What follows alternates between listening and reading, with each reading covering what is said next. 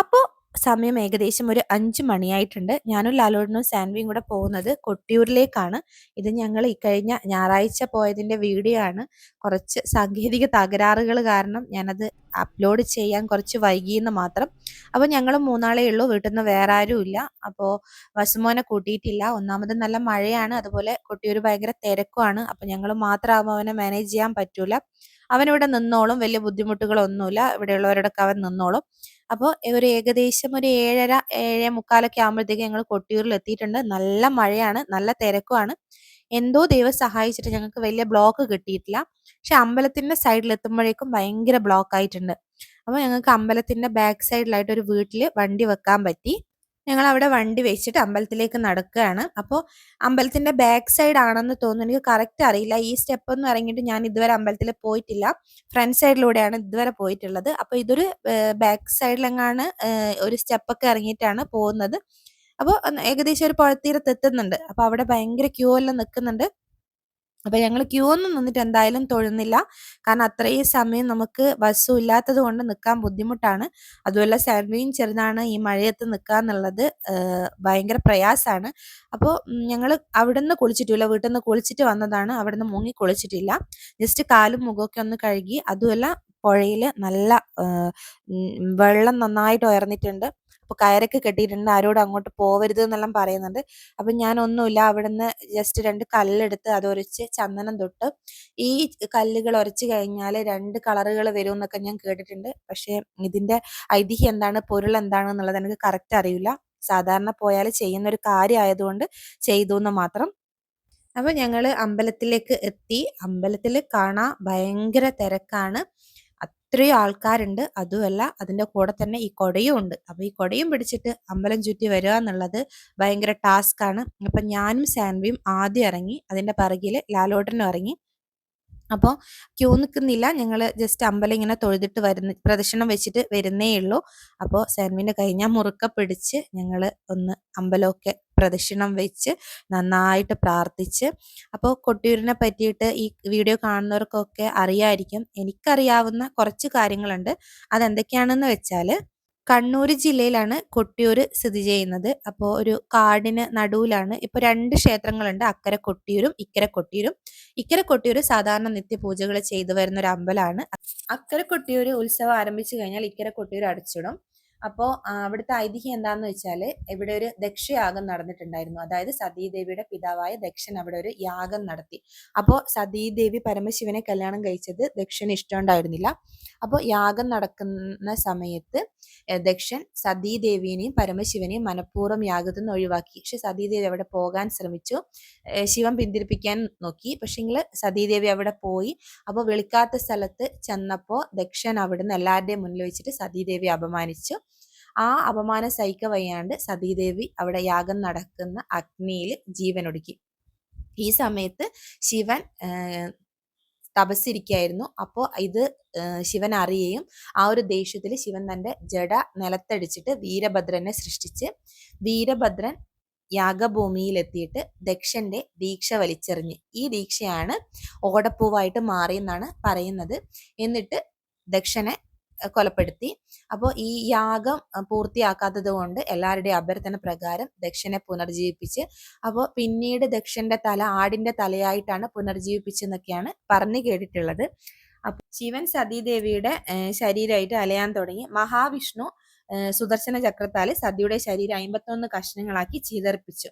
അവ ചെന്ന് പതിച്ച ഓരോ സ്ഥലങ്ങളും ഭഗവതിയുടെ 51 ശക്തിപീഠ ക്ഷേത്രങ്ങളായിട്ട് മാറി. പിന്നീട് ശിവൻ തപസ്സനുഷ്ഠിക്കാൻ കൈലാസത്തിലേക്ക് പോയി. പിന്നീട് വനമായി തീർന്ന യാഗസ്ഥലം കുറിച്യരുടെ വാസസ്ഥലമായി. അപ്പോൾ ഇപ്പോൾ കാണുന്ന ക്ഷേത്രത്തിൽ ഉണ്ടാകുന്ന ചിട്ടകളൊക്കെ ഉണ്ടാക്കിയത് ശങ്കരാചാര്യരാണെന്നാണ് കരുതുന്നത്. അപ്പോൾ ഇതൊക്കെയാണ് എനിക്കറിയാവുന്ന കുറച്ച് കാര്യങ്ങൾ. അപ്പോൾ ഇതല്ലാത്ത കുറേ കാര്യങ്ങൾ നിങ്ങൾക്ക് അറിയായിരിക്കും. അപ്പോൾ അവ എന്തൊക്കെയാണ് എന്നുള്ളത് നിങ്ങൾ കമൻറ്റ് ബോക്സിൽ രേഖപ്പെടുത്താം. അപ്പോൾ ഞാൻ പറഞ്ഞ കാര്യങ്ങളൊക്കെ ശരിയാണോ എന്നറിയില്ല. ഞാൻ കേട്ടതും വായിച്ചതുമായിട്ടുള്ള കാര്യങ്ങളാണ് ഞാനിവിടെ പറഞ്ഞിട്ടുള്ളത്. ഞങ്ങൾ അതിനുശേഷം ഇക്കരെ കൊട്ടിയൂരിലേക്ക് വന്ന് ഇവിടെ എത്തിയപ്പോൾ ഭയങ്കര തിരക്കാണ്, നമുക്ക് അങ്ങോട്ടേക്ക് അടുക്കാൻ പറ്റുന്നില്ല. അപ്പം ഞങ്ങൾ പുറത്തു നിന്ന് ജസ്റ്റ് ഒന്ന് എല്ലാം നോക്കി കണ്ട് അങ്ങോട്ടേക്ക് പോകാനുള്ളൊരു വഴിയുമില്ല. അപ്പോൾ മൂക്കെല്ലാം ഒന്ന് കാണിച്ചു കൊടുത്ത് അപ്പോൾ ഇതൊക്കെയാണ് അന്നത്തെ അവിടുത്തെ വിശേഷങ്ങൾ. ഈ കഴിഞ്ഞ ഞായറാഴ്ചത്തെ വിശേഷങ്ങൾ ന്യൂസുകളിലൊക്കെ ഉണ്ടായിരുന്നു. ഭയങ്കര തിരക്കാണ്. അപ്പോൾ ആ ഒരു തിരക്കിൽ ഞങ്ങളും ഉണ്ടായിരുന്നു. അപ്പോൾ ഞങ്ങൾ അവിടെയൊക്കെ ഒന്ന് പ്രാർത്ഥിച്ച് അവിടെയൊക്കെ ഒന്ന് കണ്ട് കുറച്ച് നേരം അവിടെ ഇരുന്ന് ഞങ്ങൾ ഇങ്ങോട്ടേക്ക് ഇനി വീട്ടിലേക്ക് പുറപ്പെടാൻ നോക്കുന്നതാണ്. അപ്പോൾ മോളെ കൈയും പിടിച്ച് ലാലുവേട്ടൻ മുന്നിൽ നടക്കുന്നുണ്ട്. അപ്പോൾ പിന്നീട് ഞങ്ങൾ പോയത് വസുമോൻ എന്തെങ്കിലും വാങ്ങിക്കണം, വീട്ടിലേക്ക് എന്തെങ്കിലും വാങ്ങിക്കണം. അപ്പോൾ അവിടെ മഴയായതുകൊണ്ട് ഇങ്ങനത്തെ കച്ചവടക്കാരൊക്കെ ഭയങ്കര ബുദ്ധിമുട്ടിലാണ്. ഞാൻ പറഞ്ഞ ഓടപ്പൂവ് ഇതാണ്. ഇത് ഇവിടുന്ന് പോകുമ്പോൾ എല്ലാവരും വാങ്ങിയിട്ടുണ്ടാവും. ഇത് നമ്മുടെ വീടുകളിൽ മുന്നിൽ തൂക്കിയിടും. ഞാനൊക്കെ സാധാരണ ചെറുപ്പം മുതലേ കണ്ടുവരുന്നതാണ്. കൊട്ടിയൂർ ഉത്സവം തുടങ്ങിക്കഴിഞ്ഞാൽ നമ്മുടെ വീടുകളിൽ ഇത് മുന്നിലുണ്ടാവും അടുത്തൊരു ഉത്സവകാലം വരെ. പിന്നീട് അടുത്ത ഉത്സവകാലത്ത് പോകുമ്പോൾ വീണ്ടും വാങ്ങും, അത് പിന്നെയും തൂക്കിയിടും. അപ്പോൾ മഴയായതുകൊണ്ട് അവിടെ എല്ലാ കച്ചവടവും ഭയങ്കര ബുദ്ധിമുട്ടായിട്ടാണുള്ളത്. അപ്പോൾ ഞങ്ങൾ വസുവിന് എന്തെങ്കിലും വാങ്ങിക്കട്ടെ എന്ന് വിചാരിച്ച് ജസ്റ്റ് 2-3 കടയിൽ കയറി. അതിനിടയിൽ സാൻവി അത് വേണം ഇത് വേണം എന്നൊക്കെ പറയുന്നുണ്ട്. അപ്പോൾ വീട്ടിലേക്ക് കുറച്ച് പൊരിയും കുറച്ച് ചിപ്സ് പോലത്തെ സാധനങ്ങളും വാങ്ങിച്ച്. നല്ല രസമുണ്ട് ഇതൊക്കെ കാണാൻ, പല നിറത്തിലും പല വിധത്തിലുള്ള പലഹാരങ്ങൾ. അപ്പോൾ അതൊക്കെ ഒന്ന് വെറുതെ ഒന്ന് വീഡിയോ ഒക്കെ എടുത്ത് സാൻവി മോളെയും കൂട്ടിയിട്ട് ഓരോ ഷോപ്പിൽ കയറുമ്പോൾ ഓരോന്നെടുത്തിട്ട് സാൻവി കയ്യിൽ പിടിക്കും. പക്ഷെ അധികമൊന്നും വാങ്ങിച്ചിട്ടൊന്നുമില്ല. അവൾ എന്തോ 1-2 സാധനമേ വാങ്ങിച്ചിട്ടുള്ളൂ. ഞാനിങ്ങനെ ഓരോന്നും നോക്കുന്നുണ്ട്. വാങ്ങിയിട്ടില്ലെങ്കിലും ഇതൊക്കെ കാണാനൊരു രസമല്ലേ.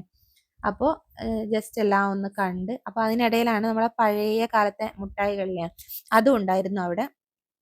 അപ്പോൾ കണ്ടപ്പോൾ പഴയ കാലമൊക്കെ ഓർമ്മ വന്നു. പക്ഷെ അതിൽ നിന്ന് ഞങ്ങൾ കുറച്ച് മുട്ടായികൾ വാങ്ങിച്ചിട്ടുണ്ട്. പക്ഷെ ഒന്നിനും അന്നത്തെ ആ ഒരു ടേസ്റ്റ് ഇല്ല. അന്നത്തെ ആ ഒരു വിലയും അല്ല, അന്നത്തെ ആ ഒരു ടേസ്റ്റും അല്ല. പക്ഷെ ഞങ്ങൾ സാൻവിക്ക് കാണിച്ചു കൊടുക്കുമ്പോൾ സാൻവിക്ക് വലിയൊരു മൈൻഡൊന്നും ഇല്ല. സാൻവിൻ്റെ ഇപ്പോഴത്തെ കാലത്തെ മുട്ടായികളൊന്നും അല്ലല്ലോ അത്. അപ്പോൾ സാൻവി അതൊന്നും അത്ര വലിയ മൈൻഡ് ചെയ്തില്ല. പക്ഷെ ഞങ്ങൾക്ക് അതൊക്കെ കാണുമ്പോൾ നമ്മുടെ പഴയ കാലങ്ങളൊക്കെ ഓർമ്മയുണ്ട്.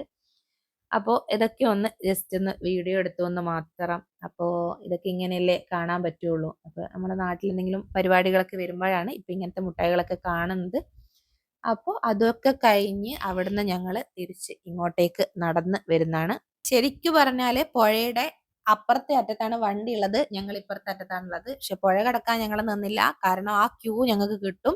അപ്പോൾ ഞങ്ങൾ റോഡ് വഴി അപ്പുറത്തേക്ക് പോയി. അപ്പോൾ കുറേ നടന്നിട്ടുണ്ട്, ഒരുപാട് നടന്ന് ഞങ്ങളുടെ വണ്ടീൻ്റെ അടുത്തേക്ക് എത്താൻ വേണ്ടിയിട്ട്. അപ്പോൾ പുഴയുടെ രൂപം ഇങ്ങനെയാണുള്ളത്. ശക്തിയിലാണ് പുഴ പോയിക്കൊണ്ടിരിക്കുന്നത്, നല്ല ഒഴുക്കുണ്ട്. അപ്പോൾ അവിടെ നിന്ന് ക്യൂ നിങ്ങൾക്ക് കാണാം, ഇത്രയും തിരക്കും ഉണ്ട് അവിടെ. ഇതൊക്കെ രാവിലെ ഒരു 9 മണിക്കുള്ള കാഴ്ചയാണ്. 8-10 മണിക്കൂറൊക്കെ ക്യൂ നിന്നിട്ടാണ് ഇവരൊക്കെ ദർശനം നടത്തിയെന്നാണ് ഞാൻ അന്ന് ന്യൂസിൽ കണ്ടിട്ടുള്ളത്. അപ്പോൾ ഞങ്ങൾ പോകുമ്പോഴേ ഒരു ചേട്ടൻ ഞങ്ങളോട് പറഞ്ഞിട്ടുണ്ടായിരുന്നു ഇവിടുന്ന് ഓടപ്പൂ വാങ്ങണമെന്ന്. അപ്പോൾ ഞാൻ അവിടെ തന്നെ പോയി ഓടപ്പൂ വാങ്ങിക്കാൻ.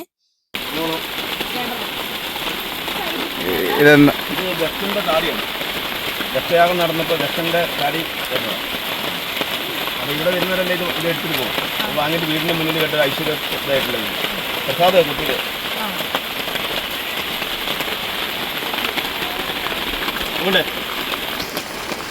അപ്പോൾ അതേ ദക്ഷൻ്റെ താടിയാണത്. കൊട്ടിയൂർ വരുന്നവരൊക്കെ ഒരു പ്രസാദമായിട്ട് വാങ്ങി പോകുന്നതാണ്. നമുക്കൊരു ഐശ്വര്യമാണ് ഈ ഓടപ്പൂവ്. അപ്പോൾ ഏട്ടൻ പറഞ്ഞതുപോലെ ഞങ്ങളതൊക്കെ വാങ്ങിച്ച് ഞങ്ങൾ നേരെ വീടെത്താൻ വേണ്ടിയിട്ട് നോക്കുന്നതാണ്. അതിനിടയ്ക്ക് ലാലോട്ടൻ കുറേ തമാശകൾ പറയുന്നുണ്ട്, ചിരിക്കുന്നുണ്ട്. ദൈവത്തിൻ്റെ എന്തോ ഒരു നിയോഗത്താൽ ഞങ്ങൾ വലിയ ബ്ലോക്ക് ഇല്ലാണ്ട് അന്ന് രക്ഷപ്പെട്ട്. കാരണം അന്ന് രാവിലെ പോയവരൊക്കെ രാത്രിയൊക്കെ ആയിട്ടുണ്ട് വീടെത്താൻ വേണ്ടിയിട്ട്. ഞങ്ങൾക്ക് നല്ല രീതിയിലുള്ള ദർശനവും കിട്ടി. ഞങ്ങൾ പെട്ടെന്ന് തന്നെ വീടെത്തുകയും ചെയ്ത്. അപ്പോൾ കാടുകൾക്കിടയിലൂടെയൊക്കെയാണ് പോകുന്നത്. പോകുന്ന വഴിയിൽ ഈ ഇളനീർ വരവുണ്ടല്ലോ, അതിന് വേണ്ടിയിട്ട് ആൾക്കാർ നിൽക്കുന്നത് കണ്ട് ഇവരിത് ഇവിടുന്ന് നടന്നിട്ടായിരിക്കും അങ്ങോട്ടേക്ക് പോകുന്നത്. അപ്പോൾ ആ ഒരു ചടങ്ങുകളൊക്കെ എന്താന്നുള്ളത് എനിക്കത്ര കൃത്യമായിട്ട് അറിയില്ല. അപ്പോൾ ഞങ്ങൾ അവിടെ കണ്ടപ്പോൾ ജസ്റ്റ് അവിടെ ഒന്ന് നിർത്തി വണ്ടിയിൽ നിന്ന് വീഡിയോ എടുത്തതെന്ന് മാത്രം. ഇതൊക്കെയാണ് ഞങ്ങളുടെ ഈ വർഷത്തെ കൊട്ടിയൂർ വിശേഷങ്ങൾ. അപ്പോൾ അടുത്ത വർഷവും ബുദ്ധിമുട്ടുകളൊന്നും ഇല്ലാണ്ട് വരാൻ സാധിക്കട്ടെ എന്ന് പ്രാർത്ഥിക്കുന്നു. അപ്പോൾ ഇതൊക്കെയാണ് ഇന്നത്തെ ഞങ്ങളുടെ വീഡിയോ. അപ്പോൾ പുതിയതായിട്ട് ആരെങ്കിലും ഞങ്ങളുടെ വീഡിയോസ് കാണുന്നുണ്ടെങ്കിൽ ഞങ്ങളുടെ ചാനൽ ഒന്ന് കയറി സബ്സ്ക്രൈബ് ചെയ്യുക, നിങ്ങളെ സപ്പോർട്ട് ചെയ്യുക. അപ്പോൾ നിങ്ങളുടെ പ്രോത്സാഹനമാണ് ഞങ്ങൾക്ക് വേണ്ടത്. അപ്പോൾ ശരി, ഇനിയും പുതിയ വീഡിയോസൊക്കെ ആയിട്ട് കാണാം. Bye bye.